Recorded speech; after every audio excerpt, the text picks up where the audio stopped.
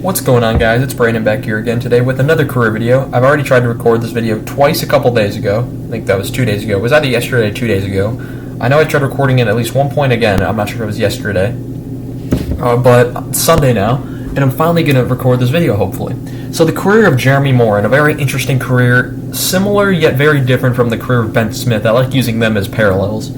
So Jeremy Morin is a 2009 second-round pick, 45th overall by the Atlanta Thrashers, continuing Atlanta's great job at picking guys who don't make the NHL. So there's a reason they didn't stay in Atlanta for that long.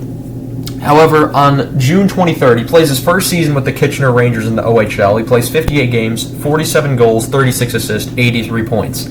The sky is the limit for Jeremy Morin. He's a very highly thought-of prospect, and he's part of a massive trade on June 23rd, 2010. He signs his entry-level deal with Atlanta, but he's traded with Joey Crabb, Marty Resner, a 2010 first-round pick, which would become Kevin Hayes. Hate you, Kevin Hayes. 2010 second-round pick, which would become Justin Hall. Toronto hates Justin Hall, and Jeremy Morin is part of that deal. And going the other way to Atlanta, Dustin Byfuglien, arguably one of the biggest pieces of that 2010 Cup run for Chicago, so he misses out on the Cup run.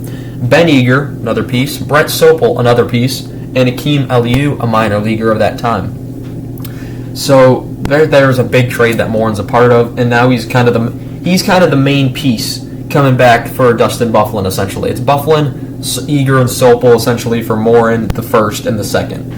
And that first season with the Hawks, he plays 9 games in 2010-11, 2 goals, 1 assist, 3 points, with a +2 rating. I usually don't include plus-minus, but I wanted to talk about it this time. The plus-minus of 2 in 9 games with 3 points, for a rookie, not bad at all. Not bad at all. He does not play in the playoffs so far, and or that year, I should say.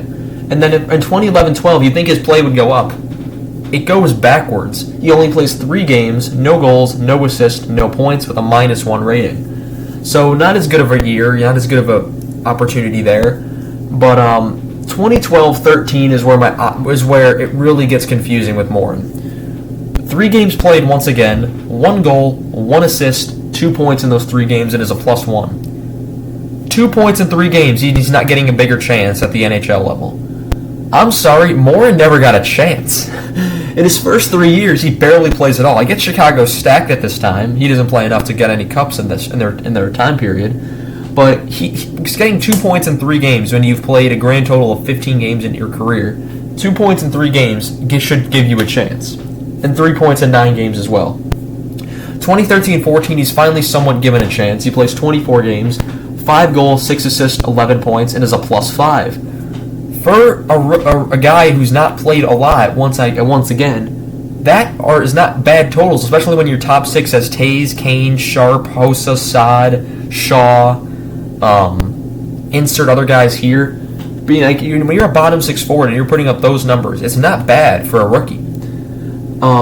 That would be the last year he officially doesn't qualify as a rookie anymore. He does play in the playoffs. He plays 2 games, no goals, no assists, no points, and yeah, so you think things are only going to go up from here.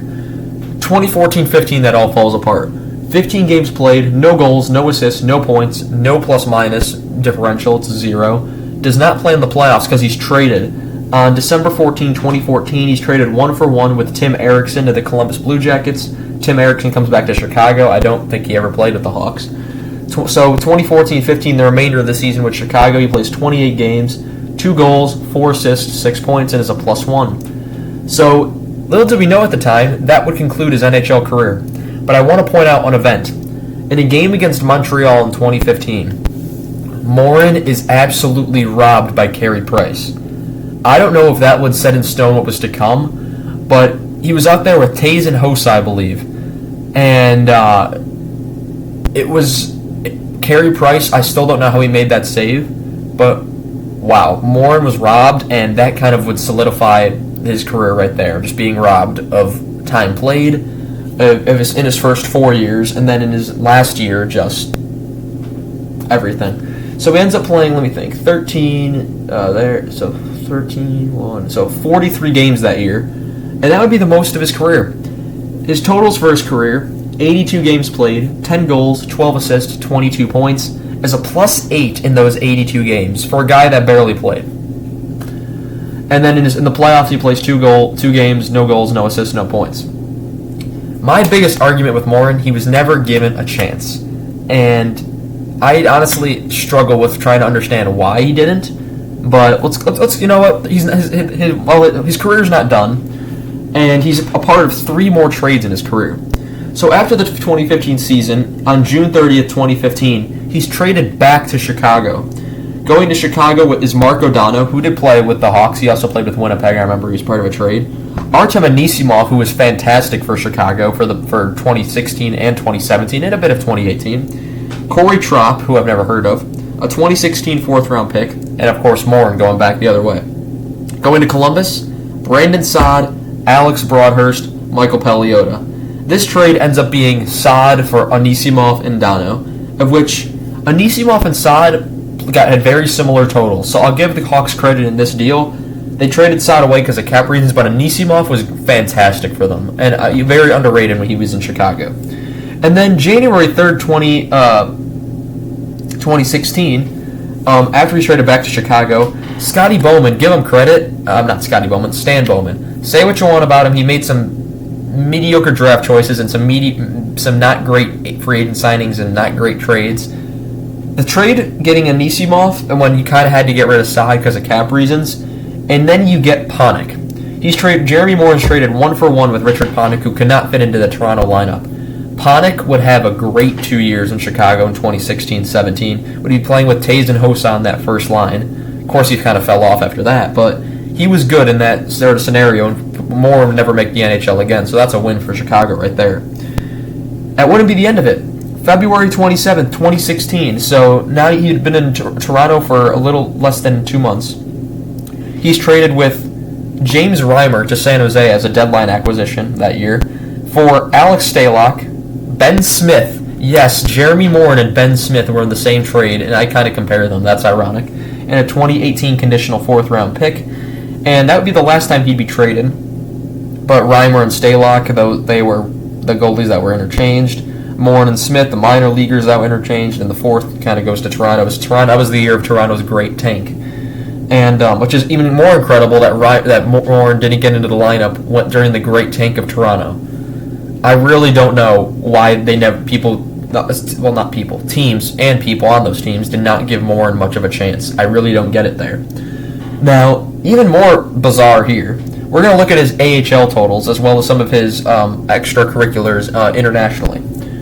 He plays in the AHL with the Rockford Ice Hogs, Toronto Marlies, San Jose Barracuda, Syracuse Crunch. My computer shut off. Hold on a second. There we go. Tucson Roadrunners, Hershey Bears. 6 AHL teams. 333 games played in AHL. 113 goals, 117 assists, 230 points. Not bad at all. Not bad whatsoever.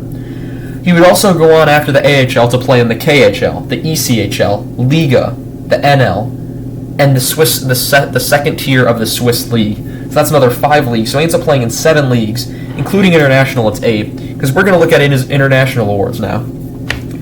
Under 17 at the under 17 international tournament, 2008, he hits silver medal. At the World Juniors under 18 or age 18 tournament, I'm not sure, it wasn't very clear. In 2008, he hits bronze. In 2009, he hits gold. At the World Junior Championships, 2011 he has bronze, 2010 he has gold. At the World Championships, 2015 he has bronze. 3 bronze medals, a silver medal, and 2 gold medals. I think he'll take that. His stats internationally as well are very intriguing. In his junior stats, which are under 18, the World Junior 18, where he hits bronze and gold in 2008 and 2009, the World Juniors in 2011 and 2010, where he has bronze and gold, and the under 17, which he has 2008 silver. In 31 games in those tournaments, 20 goals, 14 assists, 34 points in 31 games. However, in the World Championships in 2015, where he gets bronze, 10 games, no goals, no assists, no points. For whatever reason, it just did not work with Morin. I don't know what exactly happened in this. It's bizarre, and everything was there for him. He had incredible stats in the OHL. He had good stats in the AHL. Junior, he was fantastic internationally. Senior, not the greatest, but that was kind of after he was already out of the NHL. Part of some big trades in 2010 and of course, right here in 2015. And he played exactly one full season in the NHL. Overall, someone who I think never got a fair chance, but you tell me down below if you know anything else about Jeremy Morin. One of the guys I was always wondering, why is he not in the lineup more? It's just like Ben Smith. Why were tough guys like Brandon Bola getting in the lineup, who wasn't bad, don't get me wrong, Brandon Bola was good for what he did, he was a fourth-line guy fighter. But why was skill guys like Morin and Smith left out of the lineup? We'll never know, because their careers are done. Thank you guys so much for watching. Leave your thoughts down below in the comments. I'm finally happy I got this video out. Once again, thank you guys so much for watching, and I shall see you guys in the next one. Goodbye.